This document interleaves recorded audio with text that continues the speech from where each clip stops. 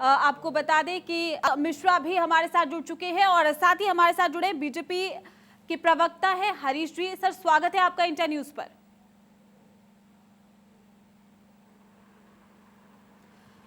अभिषेक मिश्रा जी, सबसे पहले आपसे पूछना चाहूंगी, जिस तरीके से ये पत्रकार हत्याकांड का मामला सामने आया है, इसको लेकर सियासत गर्म हो गई है, आपकी प्रतिक्रिया क्या है इसको लेकर?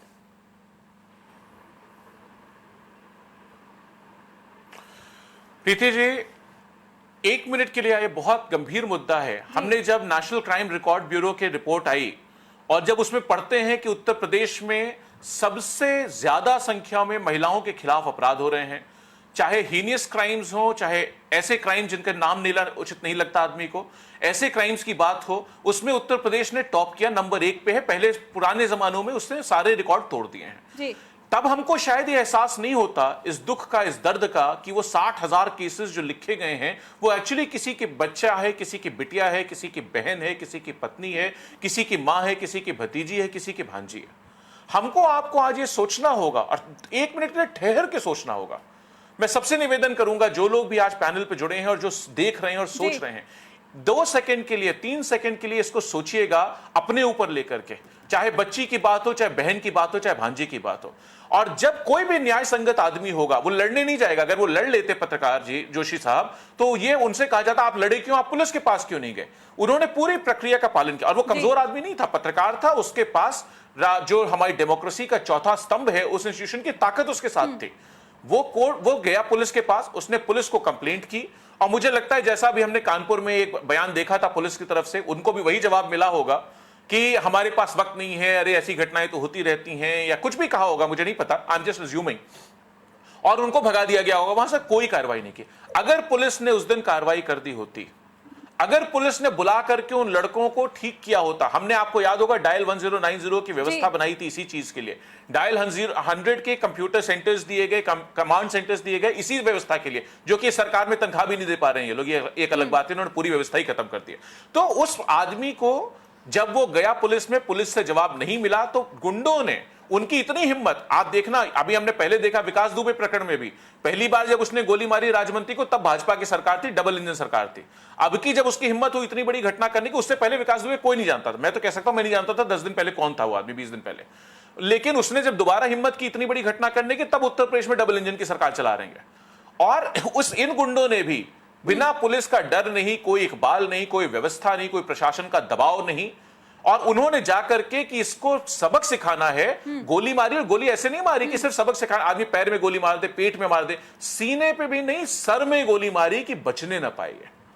टारगेटेड किलिंग है ये। और ये पत्रकारों के साथ, पत्रकारों पे भी आपने देखा, पहले भी कैसी घटनाएं हो रही हैं लगातार। तो अगर पत्रकार सुरक्षित नहीं, नेता सुरक्षित नहीं, आरएसएस सुरक्षित नहीं, तो कौन सुरक्षित है? जंगल राज है, कोलैप्स है सरकार का। हरीश जी, आप तक आवाज पहुंच पा रही है जी? निश्चित रूप से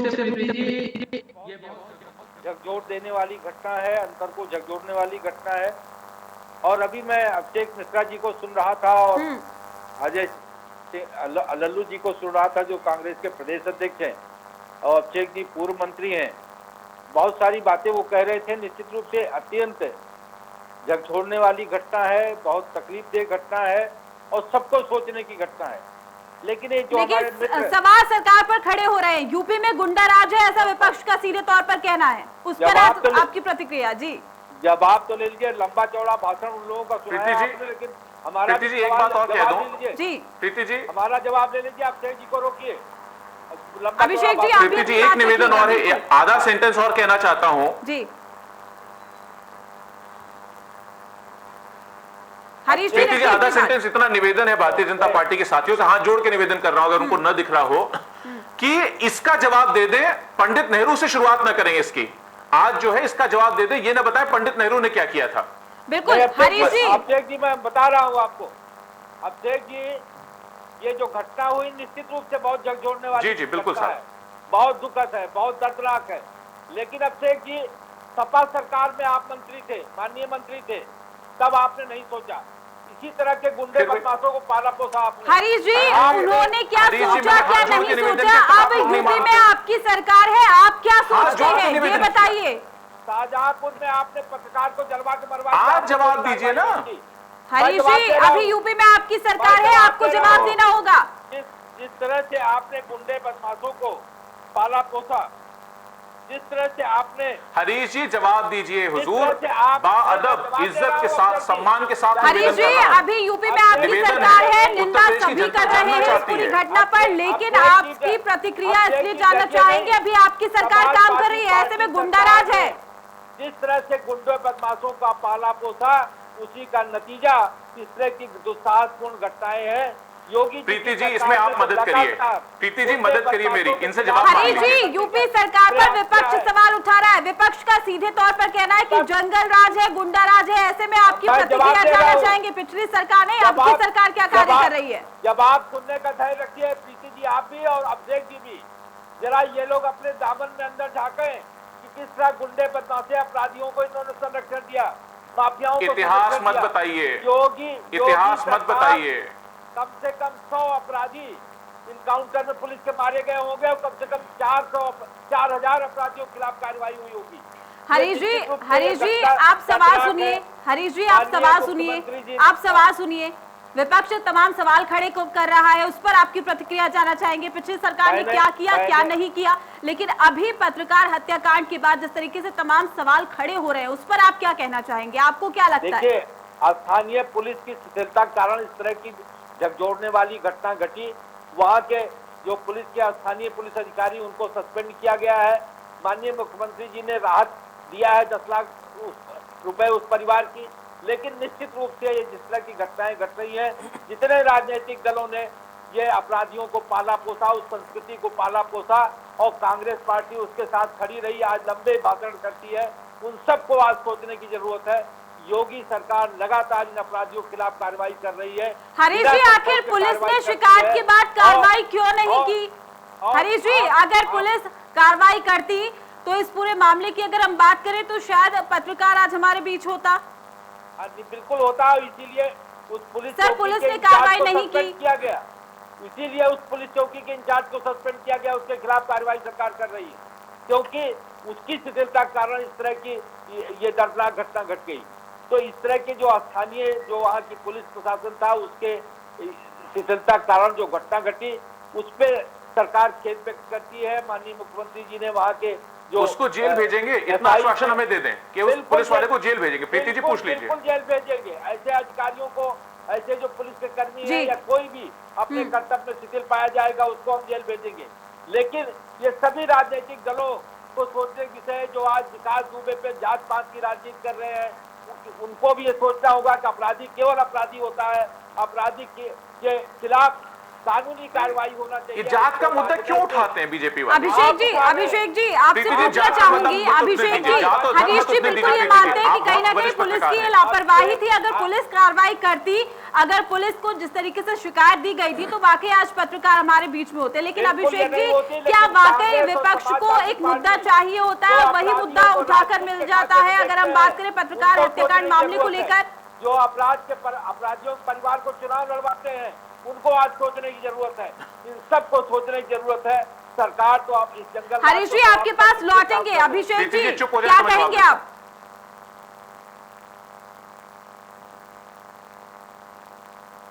प्रीति जी, एक तो मैं निवेदन करूंगा कि धर्म और जात का मुद्दा भारतीय जनता पार्टी वालों को मत उठाने दीजिए।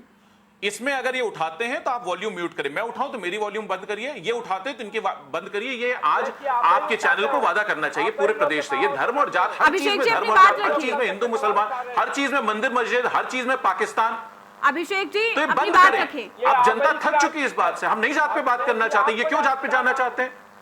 अभिषेक जी, मुद्दा क्या है आपको भी पता है। एक पत्रकार की जिस तरीके से हत्या की गई है, उसके बाद क्या आपको लगता है कि धर्म और जाति के मुद्दे पर अब खेला जाए? अब आप जी बिल्कुल। हरीश जी मानते हैं कि कहीं ना कहीं पुलिस ने ये लापरवाही बरती थी और यही वजह है कि आज पत्रकार हमारे बीच नहीं है। लेकिन क्या वाकई ये भी कहना सही होगा कि विपक्ष भी धर्म की जात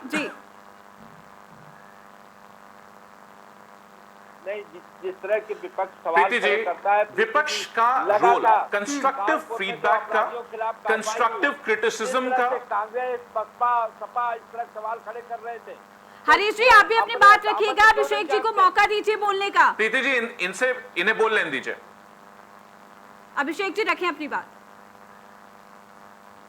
प्रीति जी, प्रोफेसर अभिषेक मिश्रा ये बहस नहीं कर सकते। ये इस तरीके से जो चिल्लाने वाला काम है, ये सुने, मैं बोलूंगा, मैं पूरी बात सुनूंगा जब ये बोलेंगे, मैं वादा कर रहा हूं। बिल्कुल, आप अपनी बात रखिए। हाँ प्रीति जी, आज विपक्ष का काम होता है कंस्ट्रक्टिव फीडबैक का, कंस्ट्रक्टिव क्रिटिसिज्म का। विपक्ष को यह रोल दिया जाता है कि सरकार के कार्रवाई पे, सरकार के तरीके पे, सरकार की नीतियों पे, सरकार की फेलियर्स पे, सरकार के मिसमैनेजमेंट पे, सरकार के कोलैप्स पे, लॉ एंड ऑर्डर के कोलैप्स पे, जंगल राज पे विपक्ष सरकार उससे सवाल उठाए।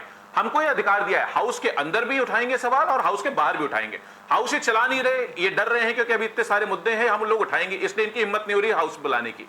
अब ये जब आएगा, क्योंकि कॉन्स्टिट्यूशनल मजबूरी है, जब चलाएंगे वहां भी उठाएंगे। जब तक हाउस नहीं चल रहा, विपक्ष हर लोगों के बीच में मीडिया के माध्यम से, अब पत्रकार की वो हुई है भाई, पत्रकार की हत्या डेमोक्रेसी का चौथा इंस्टीट्यूशन है।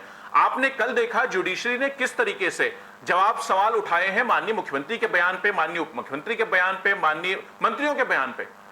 ये सपा बसपा की बात करते हैं, इनसे पूछे, कल कानपुर पुलिस ने 1 करोड़ की फिरौती के इल्जाम में भारतीय जनता पार्टी के मंत्री, जो जिला मंत्री थे, उनको पकड़ा है, और उनकी पिक्चर इनके मुख्यमंत्री के साथ भी आज देखी मैंने। अभिषेक जी, मुद्दा ये नहीं है, मंत्रियों के साथ देखी मैंने, मुद्दे से भटकने तो की क्या बात वो लोग भी इन्वॉल्व है, ये कहना चाह रहे हैं। चलिए आपके पास लौटेंगे। हमारे संवाददाता जतिन गोस्वामी भी लगातार हमारे साथ जुड़े हुए। जतिन, जिस तरीके से पत्रकार की हत्या की जाती है, पत्रकार ने छेड़छाड़ का विरोध किया था, लेकिन अब इसको लेकर सियासत गर्मा गई है, आपकी प्रतिक्रिया? जवाब दे लीजिए मुझसे।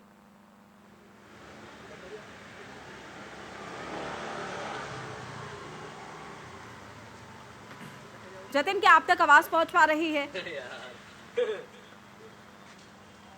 जी जी बिल्कुल जतिन, देखिए, अभी तक इस मामले के अपडेट की पहले बात कर लें तो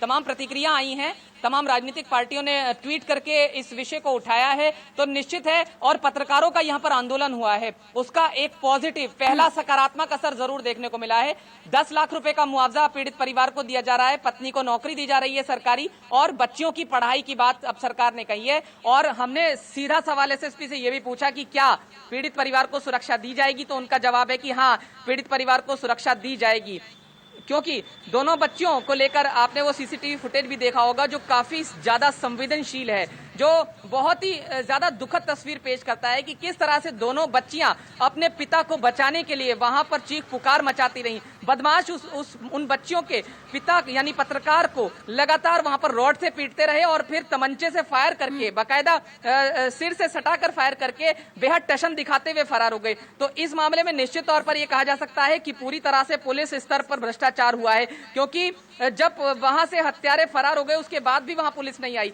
सोचिए, देश में लॉकडाउन है, यूपी में और ज्यादा सख्ती से उसका पालन हो रहा है, गाजियाबाद एनसीआर का जिला है, हाईटेक पुलिस है, लेकिन चीख पुकार मचती रहती है, पत्रकार पिटता रहता है, उसकी हत्या हो जाती है, लेकिन पुलिस नहीं आती। पुलिस तो छोड़िए, ऐसा लगता है कि लोगों को भी डराया धमकाया गया था कि वो भी मदद के लिए ना आए। छोटी छोटी बच्चियां जाती हैं आधा किलोमीटर दूर और जाके अपनी बुआ के घर से मदद लेकर आती हैं, और फिर वहां एम्बुलेंस नहीं आती, वहां पर बाइक से ही पत्रकार को घायल अवस्था में, सर से खून बह रहा है, उन्हें लेकर अस्पताल लाया जाता है, और वहां तक काफी खून बह गया होता है, और फिर वेंटिलेटर पर उन्हें रखा जाता है। यह पूरा प्रकरण बताना इसलिए जरूरी है कि ये क्या हो रहा है उत्तर प्रदेश में। लगातार इस तरह की घटनाएं, एक तरफ पुलिस पर हमला और दूसरी तरफ पत्रकारों पर हमला।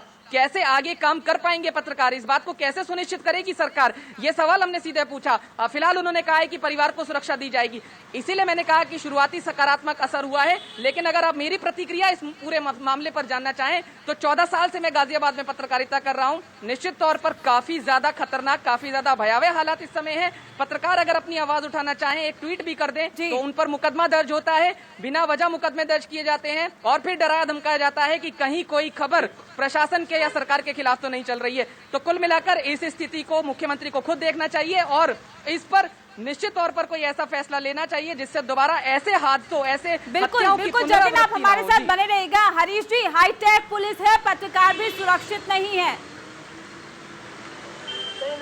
मैंने पहले ये बात कही कि वहाँ की जो स्थानीय पुलिस था, स्थानीय थाना था, उसके नाकारेपन के कारण, उसके त्वरित कदम न उठाने के कारण इस तरह की दुर्भाग्यपूर्ण और देश को झकझोर सरकार ने कड़े कदम उठाए हैं, और भी जो इसमें आवश्यक होगा ऐसे कदम उठाएगी।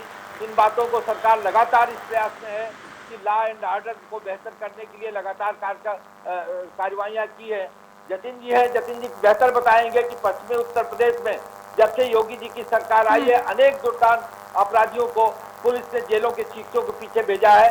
एक दो नहीं, दर्जनों जो अपराधी होंगे उनको जेलों में भेजा है और उनके खिलाफ कड़ी कार्रवाई सुनिश्चित की है।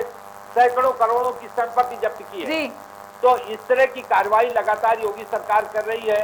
ये निश्चित रूप से घटना बेहद तकलीफदेह है, बेहद दुखद है और जो भी कंसर्न पत्रकारों का है, जो उन लोगों ने उठाया है, निश्चित रूप से सरकार उसको एड्रेस करे। बिल्कुल अभिषेक जी, आप क्या कहेंगे? आईटीएफ पुलिस का दावा लगातार किया जाता है, प्रशासन भी कहती है, लेकिन लगातार अगर हम देखें तो पुलिस की लापरवाही कहीं ना कहीं यहाँ पर सामने आई है। अगर शिकायत पर उसके बाद एक्शन लिया जाता तो शायद ये घटना सामने नहीं आती। पत्रकारों में इसलिए भी रोष है चूंकि हम देखते हैं कि दिन रात एक करके वो लोग फील्ड पर जाते हैं और मात्र एक शिकायत करने की सजा दी गई है।